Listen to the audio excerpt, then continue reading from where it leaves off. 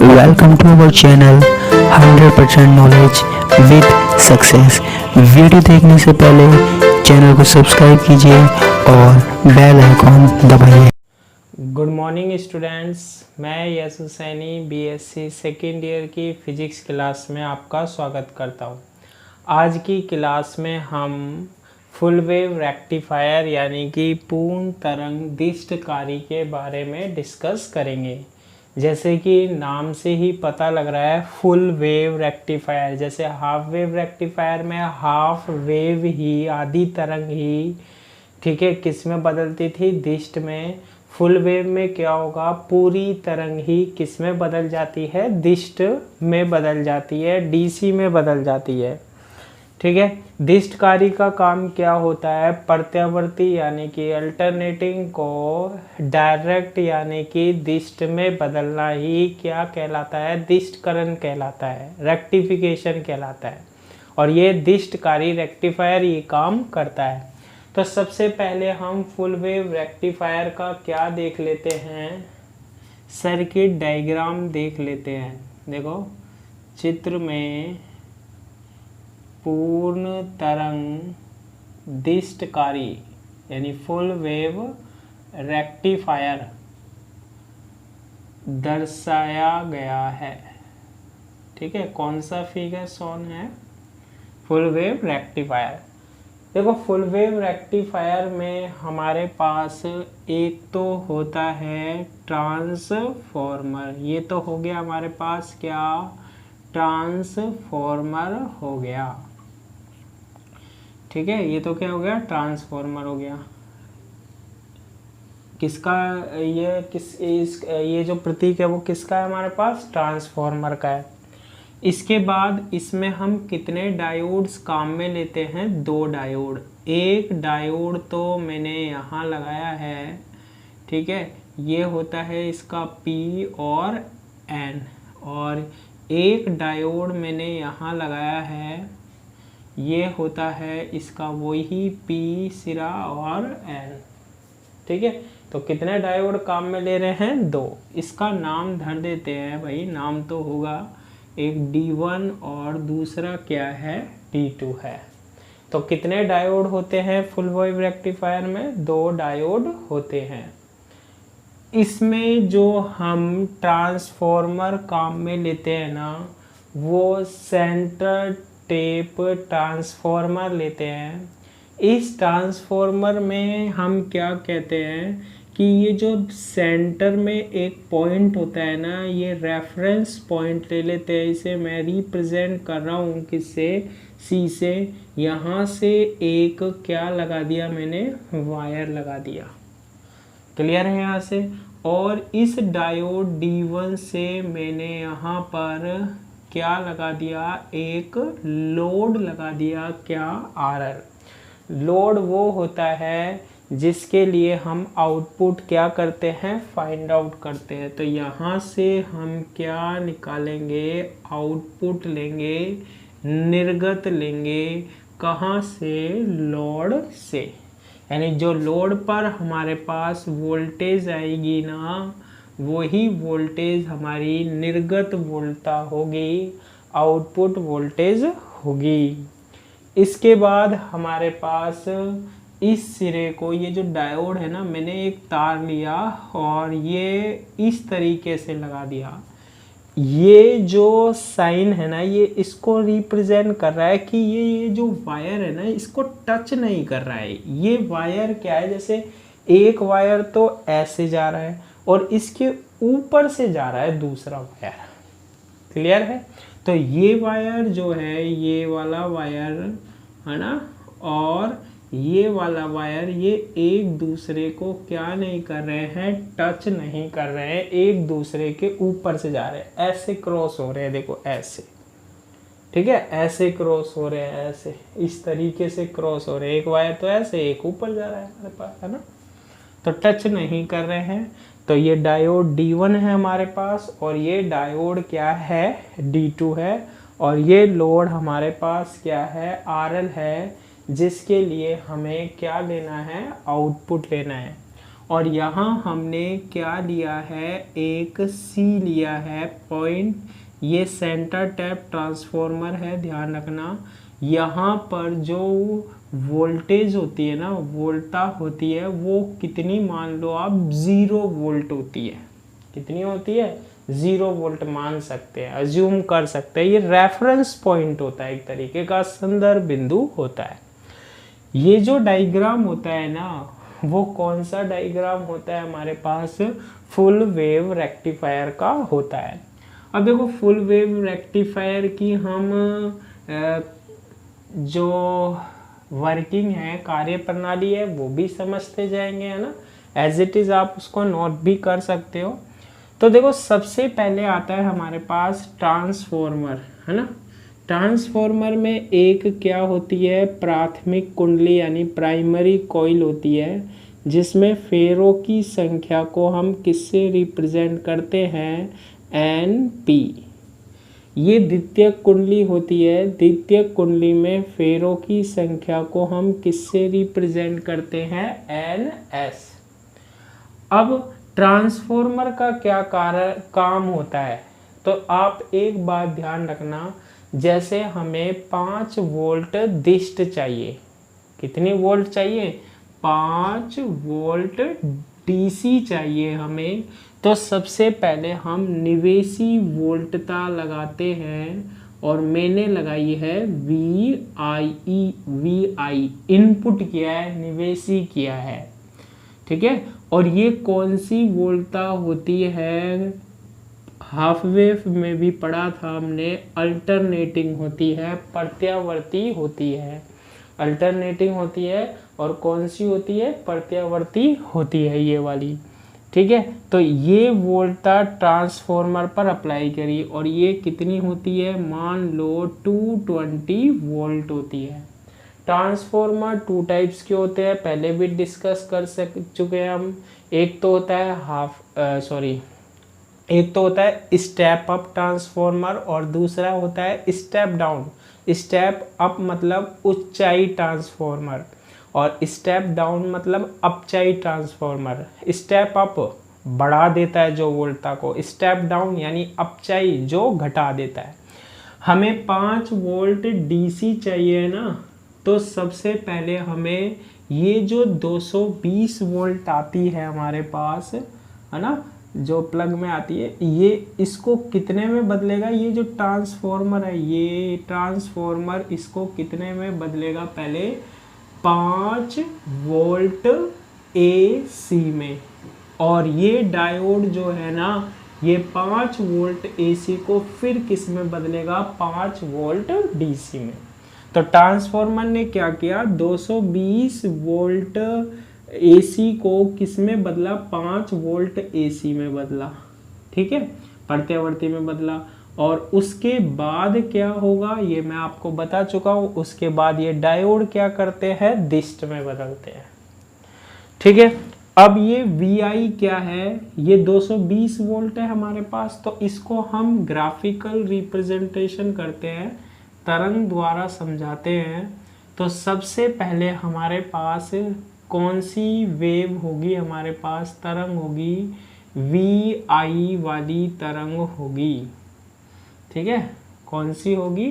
VI वाली तरंग होगी, ठीक है। ये 220 वोल्ट, हमें 5 वोल्ट DC चाहिए ना, तो 220 वोल्ट को पहले 5 वोल्ट AC में बदलना पड़ेगा with the help of transformer.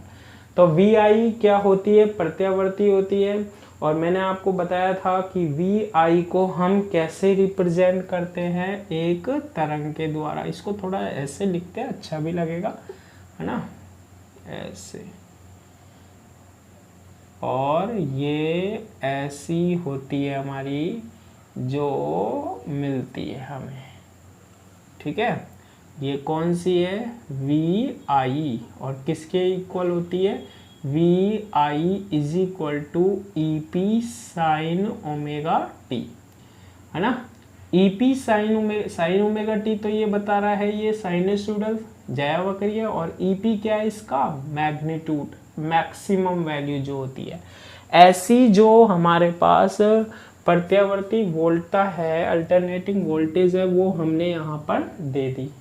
अब ये ट्रांसफॉर्मर क्या करेगा, ये 220 वोल्ट को VI को यहाँ प्राथमिक कुंडली से द्वितीय कुंडली में पहुंचेगी ये वोल्टता, किसकी हेल्प से, with the help of transformer, है ना।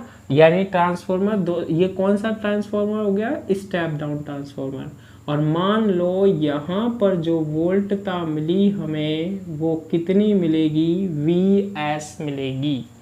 कितनी मिलेगी, VS।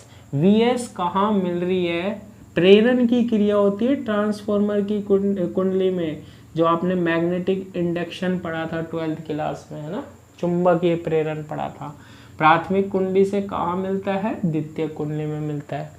तो VS मिलेगी यहाँ पर, कौन सी मिलेगी हमें, VS मिलेगी। ठीक है, यहाँ कौन सी मिलेगी, VS। यहाँ इसको नाम दे देता हूँ मैं A और इसको पॉइंट कर देते हैं हम B। तो यहाँ द्वितीय कुंडली पर सेकेंडरी कॉइल पर हमें मिलती है कौन सी, प्रत्यावर्ती वोल्टता होती है, लेकिन ये 5 वोल्ट AC हो जाती है। अब VS की वैल्यू को आपको क्या करना है भैया, फाइंड आउट करना है।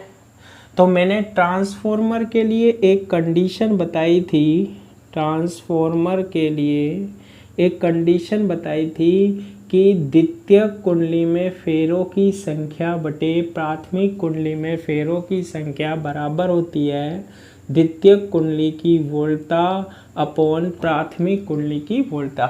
यानी द्वितीय कुंडली में जो वोल्टता है VS सेकेंडरी कॉइल है ना, द्वितीय कुंडली में वोल्टता अपॉन प्राथमिक कुंडली में वोल्टता। अब देखो कंफ्यूज मत होना, प्राथमिक कुंडली में वोल्टता यहाँ VI से रिप्रेजेंट कर रखा है, तो VI जो है ना वो VP ही है। यहाँ से हमें VS की वैल्यू की, यहाँ प्रेरण की क्रिया जो हुई, मैग्नेटिक इंडक्शन जो हुआ, चुंबकीय प्रेरण हुआ, VS कितना मिला, पहले भी हम डिस्कस कर चुके हैं। हाफ वेव में VS की वैल्यू आएगी NS अपॉन NP इंटू क्या, VP। NS अपॉन NP क्या करते हैं हम, NS अपॉन NP इसको हम किसके इक्वल मानते हैं, N के। प्राथमिक कुंडली कॉइल बनाते हैं ना, में से फेरों की संख्या होती है, नंबर ऑफ टर्न्स, इसको हम किससे रिप्रेजेंट करते हैं, N इंटू, अब VP की जगह यहाँ क्या है, VI है, और N इंटू यहाँ आप ध्यान रखना कि VI क्या है, VI क्या है, EP साइन ओमेगा टी है, EP साइन क्या है, ओमेगा टी है। ठीक है, VS इज इक्वल टू क्या है, N into EP sine omega T है। इस N इंटू EP को मैं अभी मान लेता हूँ किसके इक्वल, ES के इक्वल, और क्या, साइन ओमेगा टी। तो ध्यान रखना N इंटू EP किसके इक्वल है, साइन ओमेगा टी के। ऐसे इसकी वैल्यू मिल गई, VS is equal to ES sine omega T. और इसको भी हम क्या बना देते हैं, क्योंकि इसमें भी साइन आ रहा है, तो साइन आ रहा है, साइनसोइडल हो गई, ज्यावक्रीय हो गई, तो इसमें भी हमारे पास तरंग कैसी होगी, ये होगी। लेकिन अब इसका जो मैक्सिमम वैल्यू है ना वो EP नहीं हुआ, अब EP को किससे मल्टीप्लाई किया, N से, तो इसकी जो मैक्सिमम वैल्यू है ना साइन ओमेगा टी, तो ये ऐसे बता रहा है पॉजिटिव नेगेटिव पॉजिटिव नेगेटिव, और ये जो ES है ना ये इसकी मैक्सिमम वैल्यू है, अधिकतम मान होता है, जिसे आपने पढ़ा भी होगा, क्या बोलते हैं हम, आयाम बोलते हैं। ठीक है भैया, ये हो गया हमारे पास VS हो गया, ठीक है, ये हो गया VS। तो VS की वैल्यू हम ऐसे फाइंड आउट कर लेते हैं, क्लियर है, VS ES sine omega T हो गया। ठीक है, अब आगे देखो, VS की वैल्यू हम क्या कर चुके हैं, फाइंड आउट कर चुके हैं। अब ये जो VS है ना, ये VS ट्रांसफॉर्मर की कौन सी कुंडली पर आ रही है, द्वितीय कुंडली पर आ रही है। ठीक है, अब जब द्वितीय कुंडली पर आ रही है ना, ये द्वितीय कुंडली पर आ रही है, ठीक है, VS यहाँ द्वितीय कुंडली पर मिल गई, ये मिल गई। अब यहाँ पर देखो दो डायोड है, इसकी वर्किंग को हम कैसे समझते हैं वो ही हमें क्या करना है, डिस्कस करना है। देखो एक तो है D1 और एक क्या है, D2 है। एक तो है D1 और एक क्या है, D2 है।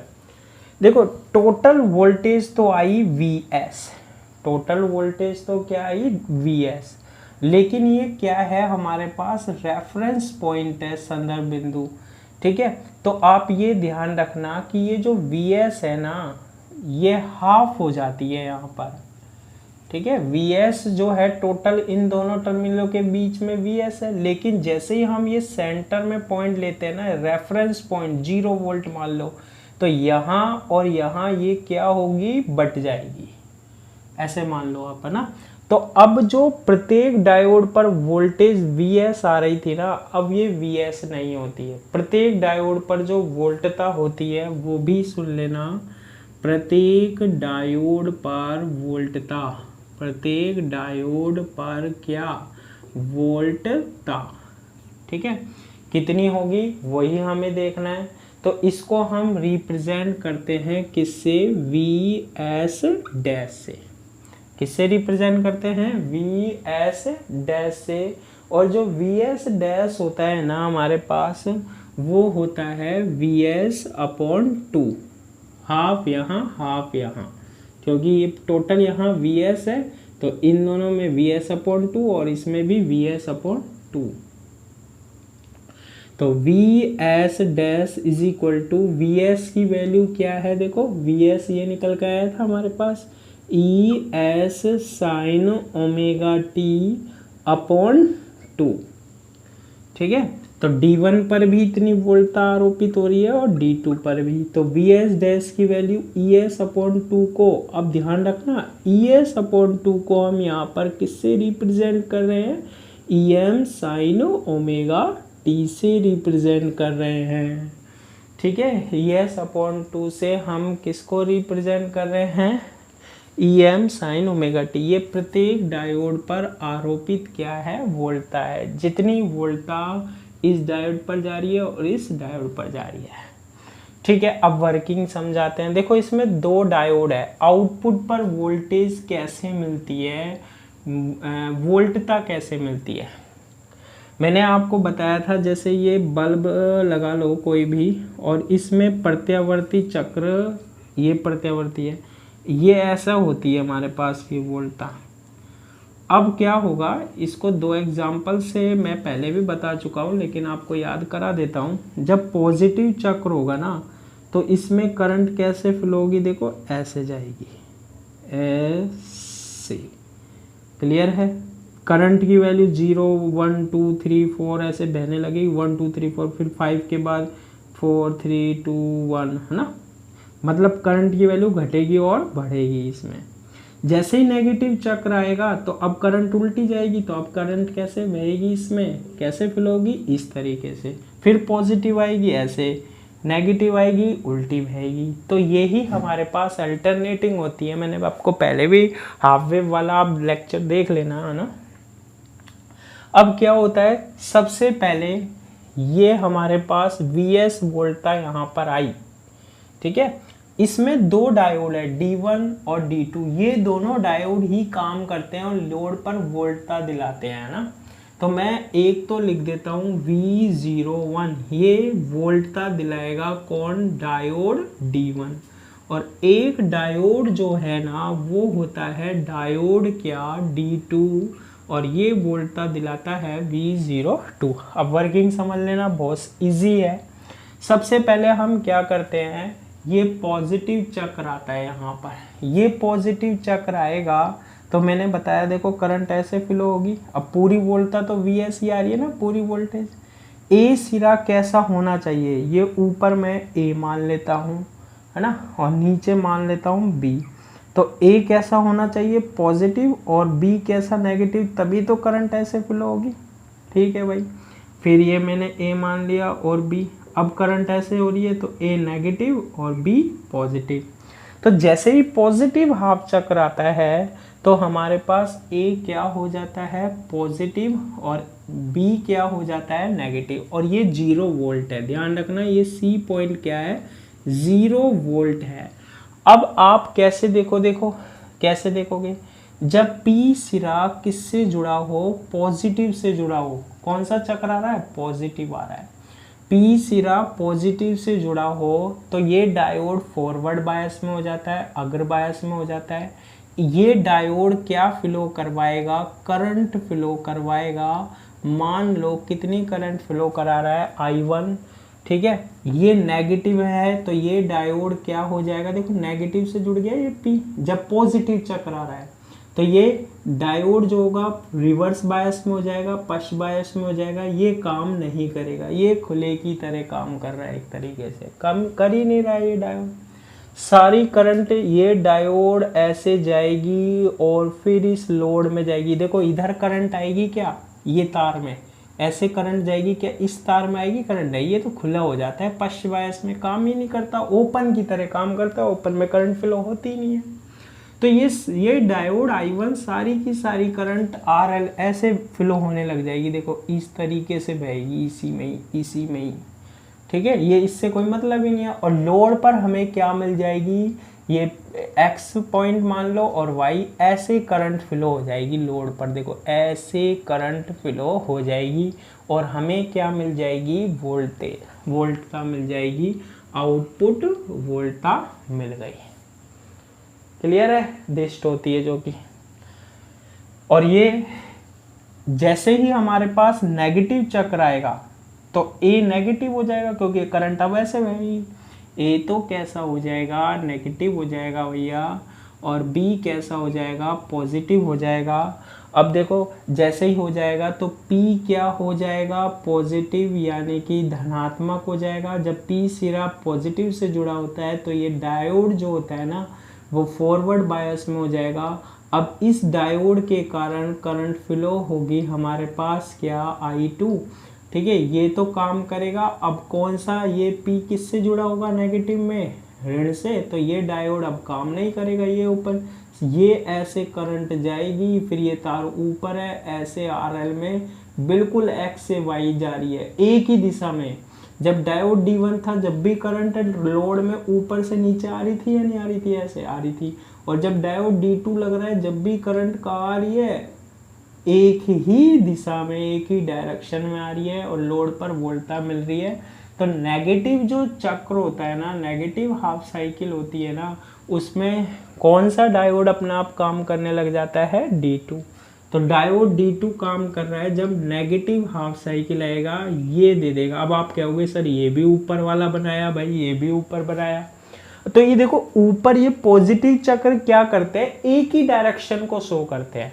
तो मैंने तो यही बताया ना, जब डायोड D1 था तो करंट लोड में कैसे फ्लो हुई X से Y, और जब डायोड D2 हमने लगाया तो करंट में फ्लो कैसे हुई, यानी ऊपर से नीचे ही तो हो रही है लोड में, X से Y की ओर तो करंट फ्लो हो रही है, इसलिए करंट की दिशा सेम है, इसलिए लोड पर वोल्टता देगा सेम।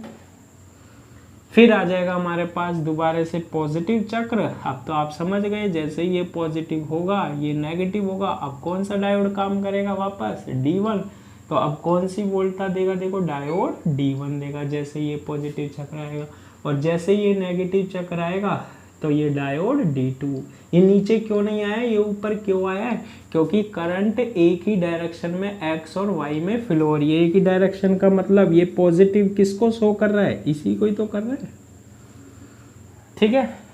तो V0 क्या होगा, आउटपुट वोल्टेज क्या होगी भाई, पॉजिटिव हाफ साइकिल में तो कौन दे देगा, डायोड D1 दे देगा लोड पर, नेगेटिव हाफ साइकिल में कौन दे देगा, ये डायोड दे देगा, फिर पॉजिटिव हाफ साइकिल में कौन दे देगा, ये डायोड, और नेगेटिव में ये। तो लोड पर पॉजिटिव और नेगेटिव दोनों हाफ साइकिल में आपको क्या मिलती है, वोल्टता मिलती रहती है, इसलिए हम इसे बोलते हैं फुल वेव रेक्टिफायर यानी कि पूर्ण तरंग दिष्टकारी।